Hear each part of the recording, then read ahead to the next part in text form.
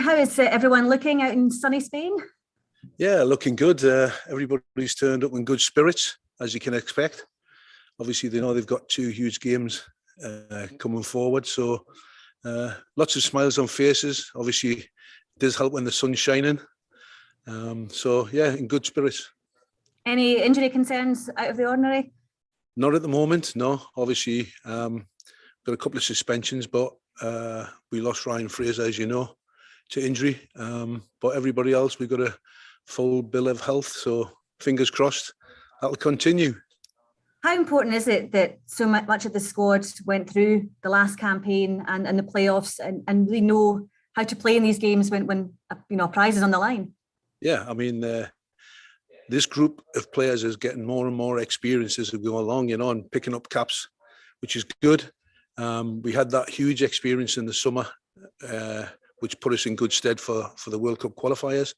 And we're now at the stages, we're at the sharp end of the tournament, where that experience should come in handy for us. So, again, we're in a good place. We know we've got a big game ahead of us, and we're only taking it the cliche one at a time, but we are really focusing on Moldova. We're not thinking about beyond that because it's important, because it is a tricky game. It's a big game. It's a tricky game. But this group of players find a way with their experience. They find a way of winning games. And it doesn't always have to be scintillating, entertaining football. Sometimes you have to dug out games, and as we did in the Faroe Islands, and if it takes to the dying embers of the game to get the winning goal, then that's what it'll take. But what I will say is there's good character, good personality in this group of players, and that certainly has come from the experience of the summer. Lyndon Dykes has so often been the match winner, hasn't he?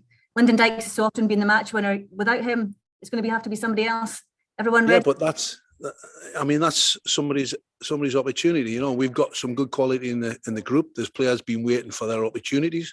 As you know, we've brought in young Jacob, who's not had a cap yet.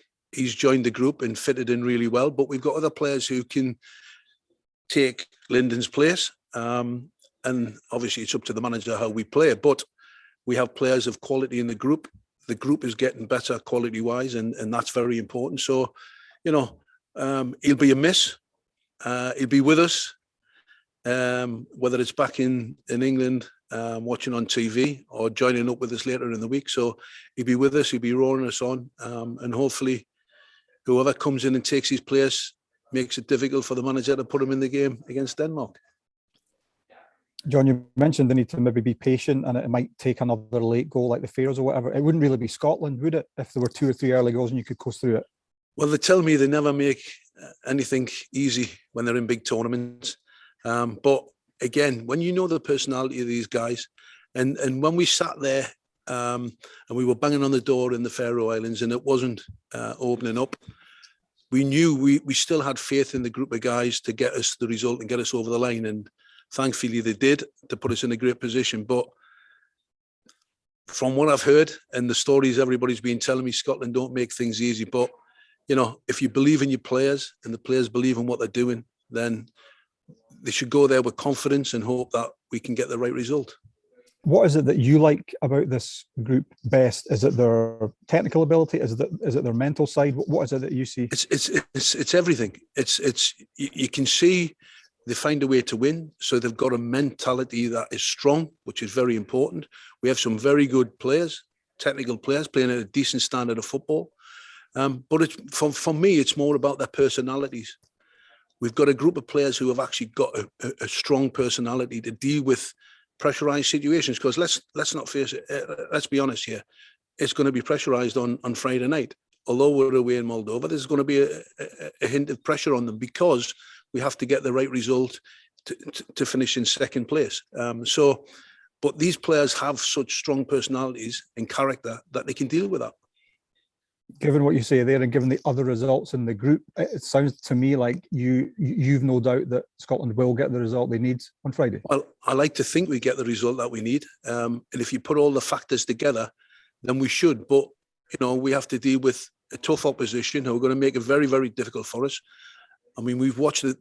This is a team who has improved immensely from when this coach came in and took over. I think they lost the first game, something like 8-0, but they've improved, and you can see their organisation. They've had a steady team right throughout the groups. So we know it's going to be difficult, and they do have a threat on the counter-attack. They do try and play football, and they are very well organised. So we're going to have to find a way of breaking that down. So I'm not going into it like saying we're going to win the game for sure. We're going to have to work hard, and we're going to have to show our character and our personality, like I said earlier, to make sure we do win the game. John, how big an achievement do you think it would be for these players to clinch that second place spot and get a spot in the playoffs? Well, it's progress. It's progress we made in the summer. It's even more progress to get ourselves in a position we're in. But what we don't want to do is we don't want to throw all that down the drain, because, the guys have got themselves in a great position. It's huge progress. But we want to continue to progress. And we said that back in the summer. We said, listen, this is about, we've achieved this situation. We've got into a big tournament. Can we take that forward and take it on to the next level?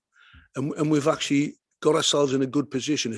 Certainly after that result in Austria, when we went to a difficult environment and come away with a great result. And what the guys can't afford to do now is throw all that away after all that hard work. So there's still work to be done. We're not thinking about Denmark yet. It's all about Friday night, and that's the most important bit. How key is that momentum and making sure that every little bit of progress you can get is achieved? Well, it's very important, because if we can, say we go to Moldova and get a great result and qualify, we want to go, we then play Denmark at home, and we want to make sure that we're still unbeaten leading into eventually, hopefully, the playoffs. So momentum's a key point, and we had it before going into the Euros. And can we achieve that momentum again? I think you and the rest of the staff will have seen Jacob Brown up close now in training. What have you made of his first impressions in the Scotland squad? Yeah, it was great. We met him first thing in the stadium just before we got on the aeroplane, and a real nice boy, quiet boy, but he's fitted in really well. And he did his first real proper training session today, and we like what we saw. He's different. He's got a little change of pace, but he's fitted in straight away with the group, and that doesn't surprise me, because I keep talking about personalities within the group, and they've taken to him straight away and made him feel part of it, which is very important. Is that a really important thing, that not only the technical ability is there for players that come into the squad, but it's guys that come in, slot into the group, have the right personality that keeps such a tight bond between the players? Oh, absolutely. And you can see that straight away. It wasn't and I've been at clubs in the past where new players have come into the football club and they found it difficult to mix with. As soon as he walked through the door, straight away, everybody was around him and made him feel part of it. And all the staff got to know him, and I had a good chat with him about his background and where he'd come from and his various coaches he'd worked with. So it's important for him to feel comfortable, and because it's a big occasion for him, being called up for the national team at such a young age, his first international call up. So we've got to make sure that he feels comfortable in this environment, and everybody's done that. John, I just wanted to ask you a few questions about a few other players. Kieran Tierney, how's he? Is he expected to be fully fit for Friday? Yeah, he looked great this morning, full of running, and he's fitted in again. He's been out some time now, but he was on the bench at the weekend, and he's come into the camp and trained exceptionally well this morning. So we don't see any problems with him. Everything should be fine. John, Souttar come back in to replace Grant Hanley, his first call-up in 3 years. He said he was really proud. How's his attitude been, and how is he training this morning? Unbelievable. I actually went to the game to watch him on Saturday against Dundee United, and he was outstanding then. And again, he's come into the training session this morning. All the boys know him anyway, because he's obviously been in the camp before. But he just, again, fitted in straight away.